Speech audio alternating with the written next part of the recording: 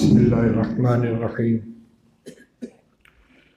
अल्हम्दुलिल्लाहि रब्बिल आलमीन वस्सलातु वस्सलामु अला सय्यिदिल अंबिया'i वल मुरसलीन सय्यिदिना व नबिय्यिना व मौलाना मुहम्मदिन व अला आलिहि व अस्हाबिहि अजमईन। अम्मा बअद फ़क़द क़ाल नबी सल्लल्लाहु अलैहि वसल्लम आलिनुन निकाह वजअलूहु फिल मसाजिद वज़रिबू अलैहि बिद्दुफ़ औ कमा क़ाल रसूलुल्लाह सल्लल्लाहु अलैहि वसल्लम। वअन कअब इब्न अय्याज़ रज़ियल्लाहु तआला अन्हु क़ाल समिअतु रसूलल्लाह सल्लल्लाहु अलैहि वसल्लम इन्न लिकुल्लि उम्मतिन फ़ितनतन व फ़ितनतु उम्मती अल-माल रवाहु तिर्मिज़ी औ कमा क़ाल रसूलुल्लाह सल्लल्लाहु अलैहि वसल्लम।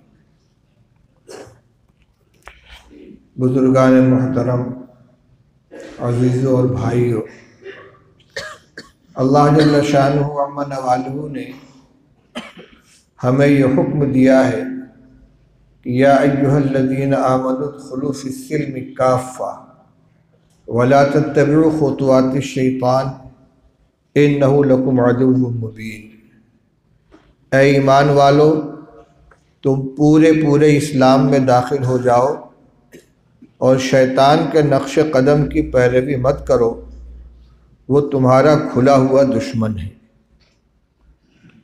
इस्लाम में पूरे दाखिल हो जाने का तकाज़ा ये है कि जहाँ हम इबादात में नमाज, रोज़ा, हज, ज़कात, तिलावत, ज़िक्र, तस्बीह, खालिस इबादात में अल्लाह और उसके रसूल सल्लल्लाहु अलैहि वसल्लम के हुक्म की पैरवी करते हैं, शरीयत के अहकाम का इत्तिबा करते हैं, इसी तरह अपनी मुआशरती ज़िंदगी में जो हमारे मामलात हैं, तिजारत, लेन देन, ख़रीद फ़रोख्त, हमारी तक़रीबात हैं, शादी ब्याह, ख़तना, अक़ीक़ा वग़ैरह, इन सब के अंदर भी ये जानने की कोशिश करें कि इनमें हमें अल्लाह और उसके रसूल सल्लल्लाहु ताला अलैहि वसल्लम की तरफ से क्या हिदायतें मिली हैं, किन चीज़ों की इजाज़त दी गई है, किन चीज़ों से मना किया गया है, और फिर उनको इख्तियार करें। करने वाली चीज़ों को अपनाएं, जिन चीज़ों से मना किया गया उनसे परहेज़ करें। यह उद्खुलू फ़िस्सिल्मि काफ़्फ़ा। इस्लाम सिर्फ़ इबादात का नाम नहीं है, बल्कि ज़िंदगी के जितने शोबे हैं, ईमानियात, अक़ायद, इबादात, मामलात, मुआशरत, माशियात, इन सब के अंदर इस्लाम की तालीमात और हिदायत मौजूद हैं। अल्लाह के रसूल सल्लल्लाहु अलैहि वसल्लम ने ख़ुद करके दिखलाया, सहाबे किराम रज़ी अल्लाह ताला अन्हुम को अमल पर डालकर उनकी ज़िंदगी को भी उम्मत के लिए नमूना बना दिया। इस वक्त मैं ख़ास तौर से निकाह से मुताल्लिक़ कुछ अहकाम आपके सामने ज़िक्र करना चाहता हूँ, क्योंकि ये शादी ब्याह का मौसम है और वक्तन फ़वक्तन इन उमूर की तरफ मुतवज्जे किया जाता रहा है। अल्हम्दुलिल्लाह बहुत सी रस्में जो ज़माने क़दीम से हमारे महल्ले में, हमारी बिरादरी में जारी थीं, उनकी इस्लाह हुई है, लेकिन खुशहाली के नतीजे में बहुत सी दूसरी गलत चीज़ें उनकी जगह पर आ गई हैं, जिनका पहले वजूद नहीं था। हमें उनसे भी परहेज़ करना चाहिए। निकाह में बुनियादी तौर पर सादगी, किफ़ायत शारी और इत्तिबाए सुन्नत, इनकी रियायत करनी है। एक रवायत मैंने अभी आपके सामने पढ़ी। रसूलुल्लाह सल्लल्लाहु अलैहि वसल्लम ने इरशाद फरमाया, आलिनुन निकाह, निकाह अलल ऐलान करो, यानी खुफिया तौर से छुप छुपा कर मर्द और औरत, मियाँ बीवी आपस में अक़्द कर लें, ये निकाह शरअन मोतबर नहीं है। ऐलान की कम से कम हद ये है कि दो मर्द या एक मर्द और दो औरतें उस ईजाब व कबूल की गवाह बने। यानी गवाह बनाना। चुनांचे अगर बग़ैर गवाहों की मौजूदगी में अक़्द कर भी लिया गया तो वह अक़्द मोतबर नहीं है। ये तो हुआ कम से कम दर्जा, और आला दर्जा ये है कि मजमे में ईजाब व कबूल किया जाए, लड़की का वकील और लड़का ख़ुद मौजूद हो या जानिबैन के वकील हो, और उनका ईजाब व कबूल हो कि फ़लाँ का निकाह फ़लाँ के साथ किया गया और उधर से कबूलियत पाई जाए, ताकि सारे लोगों के इल्म में ये बात आ जाए कि फ़लाँ का फ़लाँ के साथ निकाह हुआ है। और फरमाया कि वजअलूहु फिल मसाजिद, और ये निकाह मस्जिद में किया करो, मस्जिदों में अंजाम दिया करो इस अमल को। इसमें बहुत सी बरकतें हैं, बहुत से फ़वाइद हैं। मस्जिद अल्लाह का घर है, मकान और मकाम की बरकत, जहाँ अल्लाह की रहमत नाजिल होती है। एक मुबारक और मुक़द्दस जगह पर जब ये अक़्द निकाह अंजाम दिया जाएगा तो उस जगह की बरकत हासिल होगी। दूसरे, अमूमन मस्जिद में किए जाने वाले निकाह का मामला किसी नमाज से मुत्तसिल होता है। मस्जिद में नमाजी हजरात मौजूद होंगे, किसी वक्त की फ़र्द नमाज से और सुन्नतों से फारिग होकर बैठे होंगे, सारे के सारे बावुज़ू होंगे, शरई लिबास में होंगे और अल्लाह की तरफ मुतवज्जिह होंगे। ऐसी मुबारक मजलिस के अंदर जो निकाह होगा वो निकाह इंशाअल्लाह बाबरकत होगा। फिर निकाह के बाद दुआ दी जाती है, बारकल्लाहु लका व बारक अलैका व जमा बैनकुमा फ़ी खैर। अल्लाह तुम्हें बरकत दे, तुम्हारे ऊपर बरकत नाजिल फरमाए और तुम्हारे दरमियान खैर के साथ इज्तिमा रखे, ये ज़िंदगी भर ये रिश्ता आफ़ियत और खैर के साथ बाकी रहे।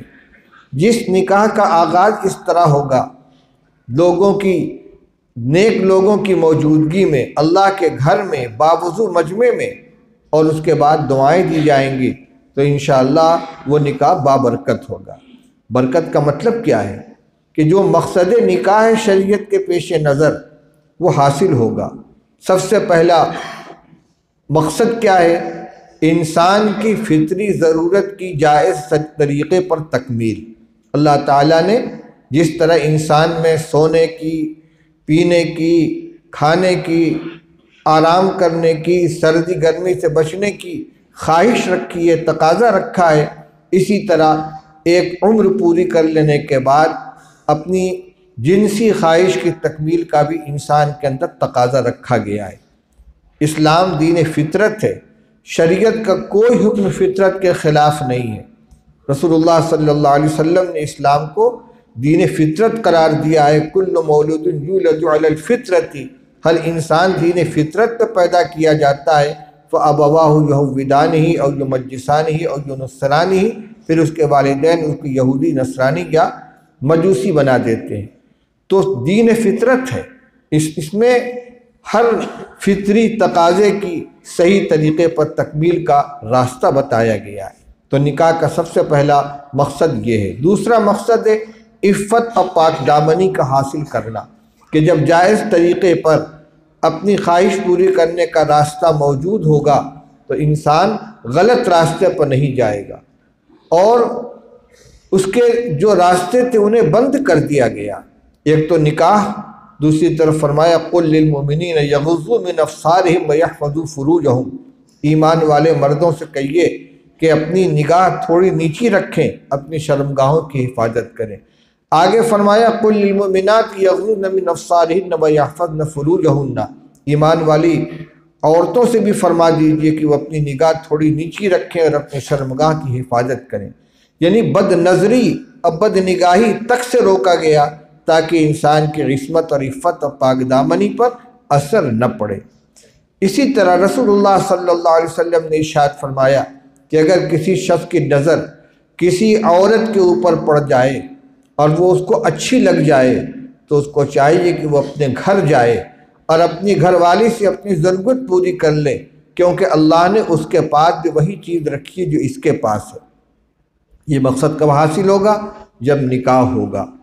तो निकाह के अहम मकासिद में एक अपने निगाह की हिफाजत, अपने दिल की गंदे ख़यालात से हिफाजत और अपने पाक दामनी की हिफाजत है। तीसरा मकसद है सालिह औलाद का वजूद में आना, नस्ल इंसानी को फ़रोग़ देना, नस्ल को आगे बढ़ाना, सालिह औलाद को वजूद में ले आना। और चौथा मकसद वह जिसको ख़ुद कुरान में अल्लाह ताला ने बयान फरमाया, वजअल लकुम मिन अनफुसिकुम अज़वाजन लितस्कुनु इलैहा वजअल बैनकुम मवद्दतन व रहमा। अल्लाह ने तुम्हारी जिन्स से तुम्हारा जोड़ा बनाया ताकि तुम उनसे सुकून हासिल करो, और अल्लाह ने तुम्हारे दरमियान उल्फत व मोहब्बत पैदा फरमाई। ये बरक़ात हैं कि मकासिद निकाह के आला दर्जे के बरक़ात उसी वक्त हासिल होंगी जब निकाह को सुन्नत के मुताबिक अदा किया जाए और उन चीज़ों से परहेज़ किया जाए जिनसे मना किया गया है। निकाह में मुमानात किन चीज़ों की है? जो शरीयत का तरीक़ा वो तो इंतहाई पाकीज़ा है। मस्जिद के अंदर आ गए, इजाब व कबूल हो गया, निकाह मुकम्मल हो गया। जी चाहा कुछ छुआरे तकसीम कर दीजिए, और उसके बाद अगर गुंजाइश है, इस्तिताअत है, तो वलीमा की दावत कर दीजिए।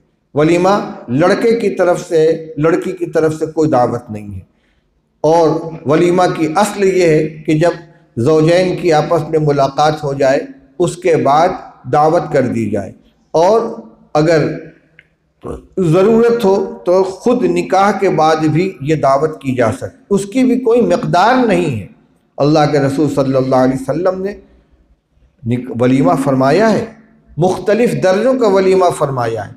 सबसे बड़ा वलीमा आपने हज़रत ज़ैनब बिन्त जहश रज़ी अल्लाह ताला अन्हा से निकाह फरमाने के बाद किया था। उसमें आपने गोश्त और रोटी बनवाई थी, और हज़रत अनस रज़ी अल्लाह ताला अन्हु से फरमाया कि जाओ फ़लाँ और फ़लाँ और फ़लाँ को बुला लाओ, और जो लोग मिले उन्हें भी बुला लाओ। कोई फ़हरिस्त नहीं बनाई गई, कोई कार्ड तकसीम नहीं किया गया, कोई दावतनामा नहीं बांटा गया। जिन जिन लोगों तक इत्तला पहुँच गई आ गए, रसूलुल्लाह सल्लल्लाहु अलैहि वसल्लम के घर में बैठे, खाया और चले गए। इनके अलावा आपने मुख्तसर वलीमा भी फरमाया है, चंद छुहारों पे भी वलीमा हुआ है। हज़रत सफ़िया रज़ी अल्लाह ताला अन्हा का जो वलीमा हुआ है हालत सफ़र में ग़ज़वा खैबर से वापसी पर, आपने चमड़े का दस्तरखान बिछा दिया। फरमाया जिसके पास तोशेदान में जो हो ले आए, कोई खजूर ले आया, कोई छुआरा ले आया, कोई पनीर ले आया, कोई सत्तू ले आया, सबको उस पर डालकर और मल के मलीदा बना दिया गया, खाओ। ये सफ़िया का वलीमा है, इसकी कोई मकदार नहीं है। हज़रत अब्दुर्रहमान इब्न औफ रज़ी अल्लाह ताला अन्हु खुशहाल सहाबी थे। तन्हा पूरे ज़ख़ीरे हदीस में एक वाक़या मिलता है कि रसूलुल्लाह सल्लल्लाहु अलैहि वसल्लम ने उनको निकाह करने का हुक्म फरमाया, औलिम वलौ बिशातिन, वलीमा करो चाहे एक बकरी ही क्यों ना हो। हज़रत मौलाना रशीद अहमद गंगोही रहमतुल्लाह अलैह की तहक़ीक़ ये है कि वलौ बिशातिन, इसमें आला दर्जा बयान किया गया है कि पूरी बकरी ही ज़बह करनी पड़ जाए और उसका गोश्त खिलाना पड़ जाए तब भी वलीमा करो, क्योंकि अब्दुर्रहमान इब्न औफ रज़ी अल्लाह ताला अन्हु अग़नियाए सहाबा में से थे, खूब नवाजा था अल्लाह ताला ने उनको, बहुत खुशहाल थे, उसी तरीके से अल्लाह के रास्ते में खर्च भी करते थे। तो मसनून तरीक़े पर वलीमा कर दिया जाए। लेकिन आजकल हमारी वो रस्में जो पुराने ज़माने में निकाह के मौके पर जोड़ा, बारात, बाजा गाजा, रज्जगा और उटन वग़ैरह की शक्ल में होती थी, उन पे तो बड़ी हद तक काबू पा लिया गया। कुछ पुराने जहन के लोग हैं जो उन रस्मों से चिमटे हुए हैं। मस्जिदों में निकाह भी कुछ होने लगा और इन लोगों ने इस सहूलत को इख्तियार किया। इस महल्ले में जो सबसे पहला निकाह हुआ था, बड़ी मस्जिद में हज़रत मुफ्ती महमूद साहब नव्वरल्लाहु मरकज़हू की तशरीफ़ आवरी पर 10 निकाह एक साथ हुआ था। लोग बड़ी हैरत के साथ कह रहे थे ये क्या हो रहा है, वरना तसव्वुर ये था कि घोड़ा आएगा, दूल्हा के दरवाजे पर खड़ा होगा, बारात सजेगी, उस पर बैठेगा दूल्हा, बारात चल कर जाएगी ससुराल में और वहाँ रास्ते भर पटाखे छोड़े जाएंगे, गड्ढा बजाया जाएगा और उसके बाद वहाँ निकाह होगा। और सादगी के साथ हो गए तो कहते बारात जा रही कि जनाजा जा रहा है। ये तसव्वुर पैदा हो गया था, उस पर अल्हम्दुलिल्लाह बड़ी हद तक काबू हो पाया गया है। और हमारे दूसरे महल्ले में अभी बारात का चलन बाकी है। इंशाअल्लाह वो लोग भी इस अच्छाई को कबूल करेंगे और जो गलत रस्में उनको ख़त्म करने की कोशिश करेंगे। लेकिन उन रस्मों की जगह पर अब जो खुशहाली के नतीजे में जो बहुत सी चीज़ें आ गई हैं वो काबिल तर्क हैं। दावत में जो एहतमाम किया जाता है, अभी मैंने बतलाया आपको कि वलीमा सादगी के साथ भी हो सकता है, उसकी कोई मकदार भी नहीं है कि इतना बड़ा इतना वसी पैमाने पर दावत होनी चाहिए, इतने किस्म के खाने होने चाहिए, फिर उसमें मुकाबला और मुबालगा आराई के किसकी दावत में कितने आइटम थे, हमारी दावत उससे बढ़कर होनी चाहिए। सुनिए रसूलुल्लाह सल्लल्लाहु अलैहि वसल्लम क्या इरशाद फरमाया।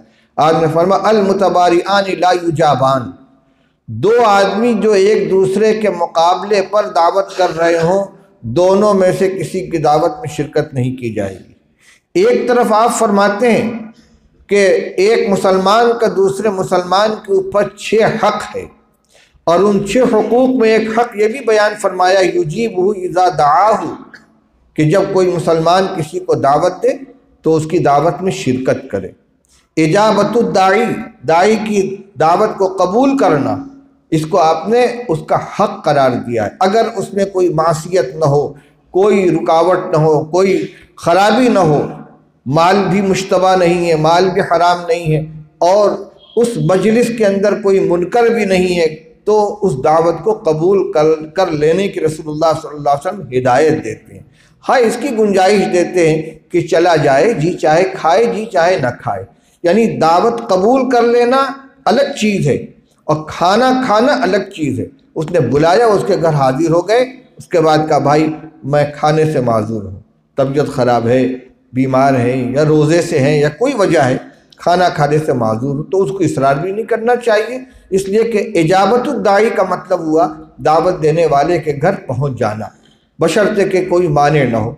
तो मैं ये कह रहा हूँ कि एक तरफ तो आप इतनी ताकीद फरमा रहे हैं कि अजीबु इज़ा दाअकुम युजीबहु इज़ा दाअहु, जब तुम्हें बुलाए तो उसके घर जाओ जो उसका हक़ है, सलाम करे तो सलाम का जवाब दो, बीमार हो जाए तो उसकी इयादत के लिए जाओ, छींक आए वो अल्हम्दुलिल्लाह कहे तो जवाब में यरहमुकल्लाह कहो, किसी का इंतकाल हो जाए तो उसके जनाजे में शिरकत करो, उसकी मौजूदगी और गैर मौजूदगी में उसकी खैर खाही करो। उसी फहरिस्त में आपने इसको भी शुमार फरमाया कि तुम्हें दावत दे तो उसके घर जाओ, दावत कबूल करो।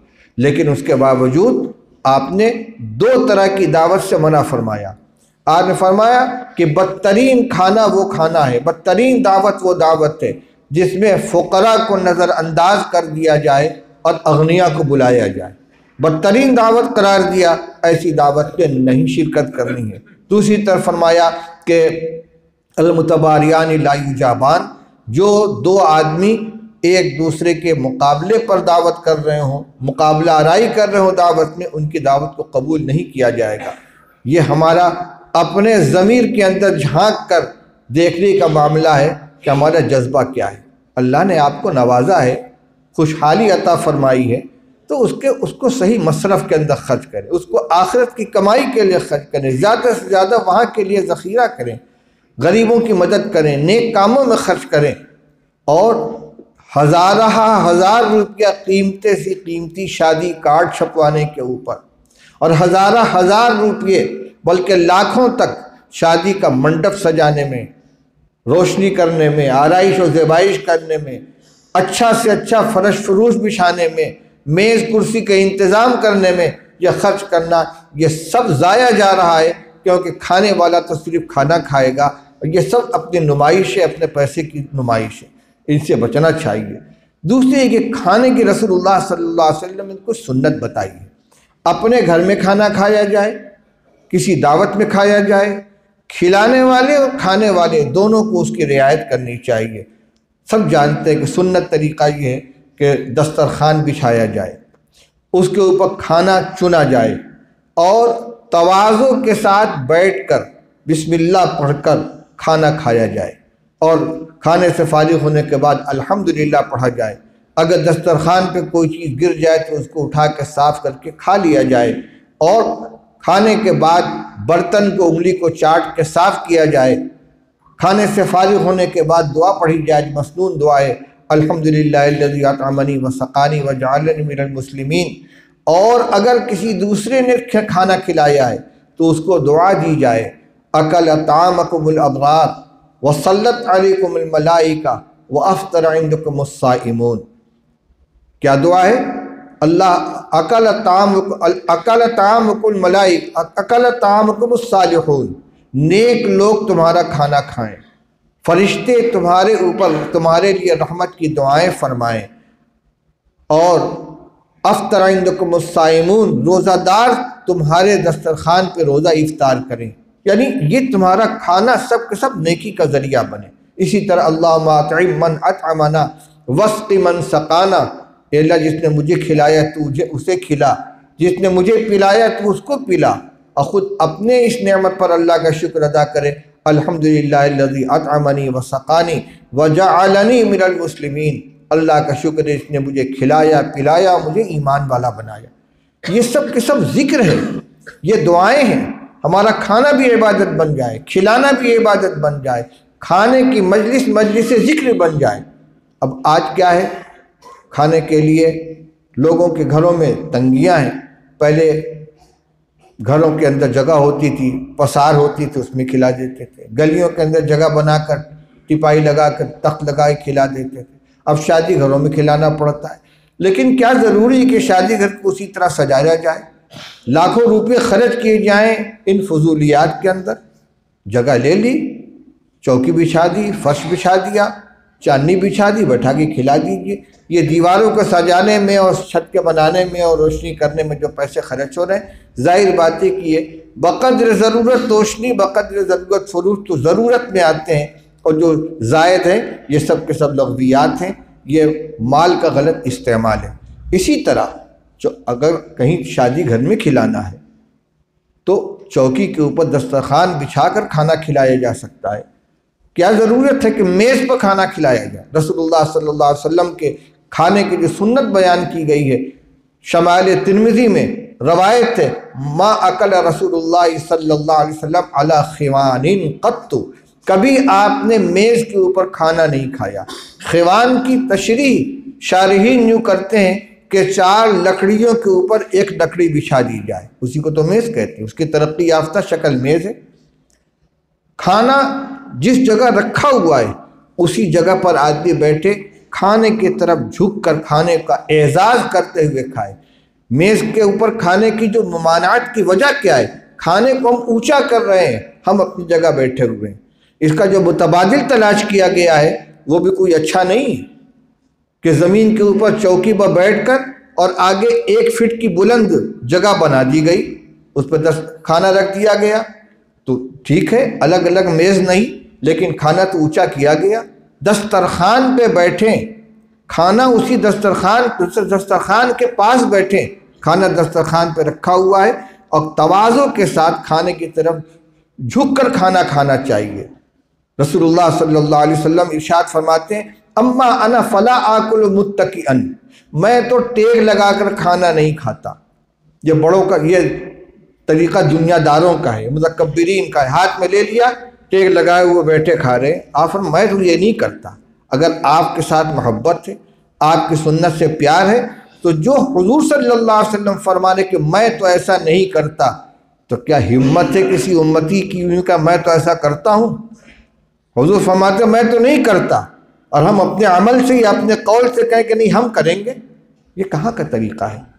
हुजूर सल्लल्लाहु अलैहि वसल्लम फरमाते हैं कि दस्तरखान पर बिछा कर खाओ, अपने आगे से खाओ, बिस्मिल्लाह पढ़कर खाओ, और उंगलियां बक़द्र ज़रूरत इस्तेमाल करो।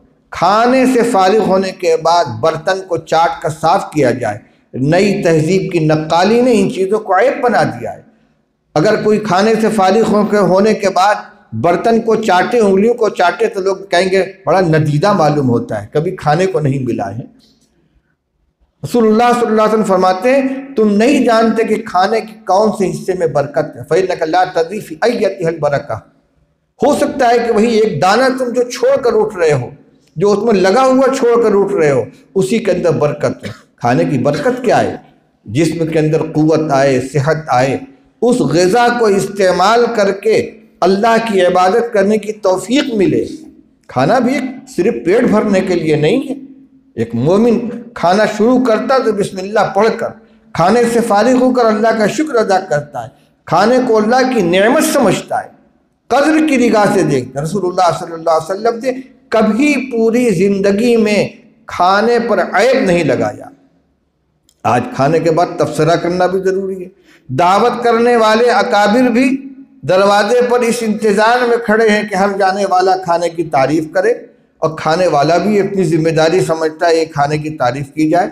ठीक है, अखलाकन आपने कह दिया माशाल्लाह बहुत अच्छा खाना था, कोई हरज की बात नहीं है, लेकिन इसी नीयत से हम खिलाएं कि हमारे खाने की खूब तारीफ़ हो और हर जगह से अच्छा हुआ। अलमुतबारियान ला युजाबान, आपने फरमाया मुकाबला आराई की दावत के अंदर शिरकत न की जाए। तो मैं ये कह रहा था कि रसूलुल्लाह सल्लल्लाहु अलैहि वसल्लम ने कभी खाने में ऐब नहीं लगाया। हदीस में आता है पसंद आया खा लिया, नहीं पसंद आया छोड़ दिया, लेकिन कभी खाने में ऐब नहीं लगाया। वो अल्लाह की नेमत है, रिस्क है। अगर रिस्क की नाकदरी की जाएगी तो उसका अंजाम क्या होगा? महरूमी होगी। मन शकरा, जो शुक्र अदा करेगा, अल्लाह ताला फरमाते लइन शकरतुम लअज़ीदन्नकुम, अगर तुम शुक्र अदा करोगे तो हम तुम्हारी नेमत में और इजाफा करेंगे। वलइन कफरतुम इन्न अज़ाबी लशदीद, और नाशुक्री करोगे तो मेरी सज़ा भी बहुत सख्त है। नाशुक्री यही है कि नेमत का इस्तेमाल करे आदमी, उसको एहसास ना हो कि अल्लाह ने हमें नेमत अता फरमाई है, उसमें ऐब लगाए, बादिल नाखास्ता कराहत के साथ इस्तेमाल कर मुँह बनाता हुआ उसमें ऐब निकाले। इसलिए मेरे भाइयों, जो चंद बातें मैंने अर्ज की हैं, आप इससे रुख मुतय्यन कीजिए। और भी जो खराफात हैं, वीडियोग्राफी होती है, बाकायदा फिल्म बनाई जाती है मर्दानी दावत में भी, और इससे बड़ी बेहयाई ये कि जनानी दावत में जहाँ औरतें हैं, इंतज़ाम करने वाली औरतें हैं, खाने वाली, वहाँ वीडियो बनाने वाला खड़ा है, फिल्म बन रही है, पूरे मंजर की तस्वीर कशी की जाती है, वीडियो बनाया जाता है, फिर उसकी सीढ़ी देखी जाती है। हया शर्म कहाँ चली गई है? हमारी वो ख़वातीन कि जो पर्दे के अंदर आई हैं, पर्दे के अंदर बैठी हैं, उनको हम सब के सामने बेपर्दा कर रहे हैं। उसमें महरम ना महरम सारे के सारे शरीक होते हैं। इसलिए मेरे भाइयों, मैंने आयत ये पढ़ी थी कि रसूलुल्लाह अल्लाह के जल्ल शान इरशाद फरमाते हैं उदखुलू फिस्सिल्मि काफ़ा, ईमान वालो पूरे पूरे इस्लाम में दाखिल हो जाओ। और आगे ये भी फरमाया वला तत्तबिउ खुतवात शैतान, शैतान का नक्श कदम की पैरवी मत करो। इशारा मिलता है कि कुछ चीज़ों में शरीयत को इख्तियार करना और कुछ चीज़ों में छोड़ देना ये शैतान का रास्ता है, वो हमें इस पर आमादा करता है। यानी पूरे दीन को छोड़ देना ये तो शैतान की पैरवी है ही। लेकिन इस आयत के बाद, इस टुकड़े के बाद उस टुकड़े को जिक्र किया जा रहा है कि पूरे इस्लाम में आ जाओ और शैतान के नक्श कदम की पैरवी मत करो। का मतलब क्या हुआ कि कुछ चीज़ों में तो अपने आप को हम शरीयत का पाबंद समझें, अहकाम इस्लाम का पाबंद समझें, वहाँ तो हमें सुन्नत की रियायत हो कि सुन्नत तरीक़ा क्या है, लेकिन कुछ चीज़ों में बिल्कुल हम आज़ाद हो जाएं, हमारा जो जी चाहेगा वो करेंगे, बिरादरी का जो तकाजा होगा वो करेंगे, पंचायत जो तय कर देगी वो करेंगे। नहीं, हम सबसे पहले मुसलमान हैं, हमारा सबसे पहला काम ये है कि अल्लाह और उसके रसूल सल्लल्लाहु अलैहि वसल्लम की पसंद को सामने रखें। अल्लाह ताला हम सबको अमल करने की तौफीक अता फरमाए। व आखिर दावाना अल्हम्दुलिल्लाहि रब्बिल आलमीन।